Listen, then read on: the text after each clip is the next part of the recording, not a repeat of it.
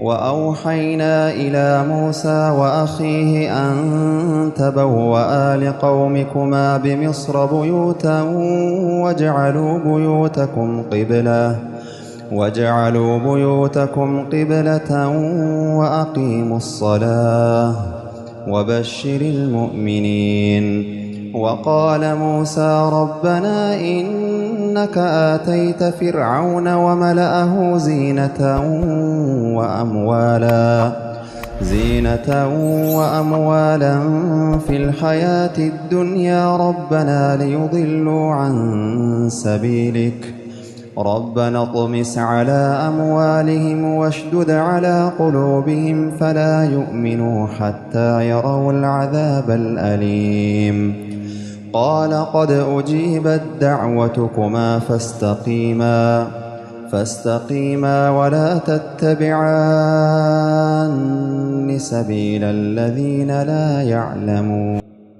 واتل عليهم نبأ نوح إذ قال لقومه يا قوم إن كان كبر عليكم مقامي وتذكيري بآيات الله فعلى الله توكلت فأجمعوا أمركم وشركاءكم ثم لا يكن أمركم عليكم غمة ثم قضوا إلي ولا تنظرون. فإن توليتم فما سألتكم من أجر إن أجري إلا على الله وأمرت أن أكون من المسلمين. فكذبوه فنجيناه ومن معه في الفلك وجعلناهم خلائف وأغرقنا الذين كذبوا بآياتنا فانظر كيف كان عاقبة المنذرين. ثم بعثنا من بعده رسلا إلى قومهم فجاءوهم بالبينات فما كانوا ليؤمنوا بما كذبوا به من قبل كذلك نطبع على قلوب المعتدين. ثم بعثنا من بعدهم موسى وهارون إلى فرعون وملئه بآياتنا فاستكبروا وكانوا قوما مجرمين. فلما جاءهم الحق من عندنا قالوا إن هذا لسحر مبين. قال موسى أتقولون للحق لما جاءكم أسحر هذا ولا يفلح الساحرون. قالوا أجئتنا لتلفتنا عما وجدنا عليه آباءنا وتكون لكما الكبرياء في الأرض وما نحن لكما بمؤمنين. وقال فرعون ائتوني بكل ساحر عليم.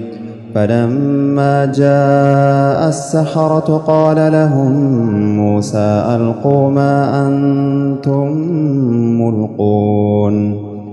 فلما ألقوا قال موسى ما جئتم به السحر إن الله سيبطله إن الله لا يصلح عمل المفسدين ويحق الله الحق بكلماته ولو كره المجرمون. فما آمن لموسى إلا ذرية من قومه على خوف من فرعون وملئهم أن يفتنهم وإن فرعون لعال في الأرض وإنه لمن المسرفين.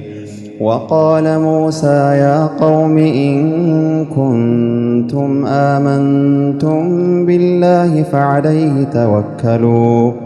فعليه توكلوا إن كنتم مسلمين. فقالوا على الله توكلنا ربنا لا تجعلنا فتنة للقوم الظالمين ونجنا برحمتك من القوم الكافرين. وأوحينا إلى موسى وأخيه أن تبوأ لقومكما بمصر بيوتا واجعلوا بيوتكم قبلة وأقيموا الصلاة وبشر المؤمنين. وقال موسى ربنا إنك آتيت فرعون وملأه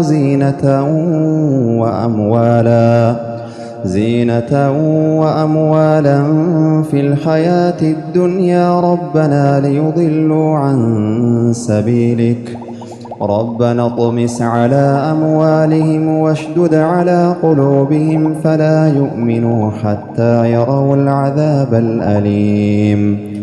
قال قد أجيبت دعوتكما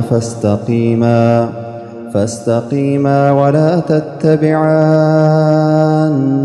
سبيل الذين لا يعلمون.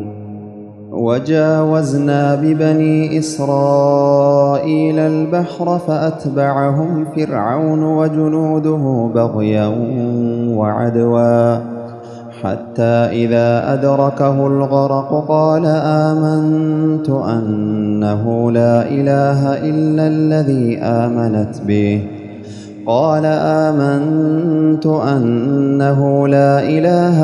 الذي آمنت به بنو إسرائيل وأنا من المسلمين. الآن وقد عصيت قبل وكنت من المفسدين.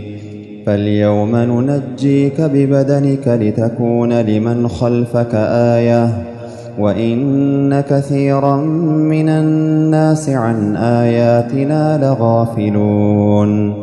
ولقد بوأنا بني إسرائيل مبوأ صدق ورزقناهم من الطيبات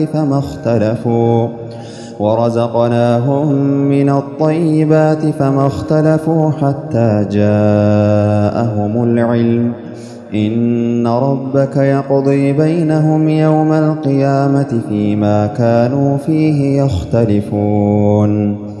فإن كنت في شك مما أنزلنا إليك فاسأل الذين يقرؤون الكتاب من قبلك لقد جاءك الحق من ربك فلا تكونن من الممترين ولا تكونن من الذين كذبوا بآيات الله فتكون من الخاسرين. إن الذين حقت عليهم كلمة ربك لا يؤمنون ولو جاءتهم كل آية حتى يروا العذاب الأليم. الله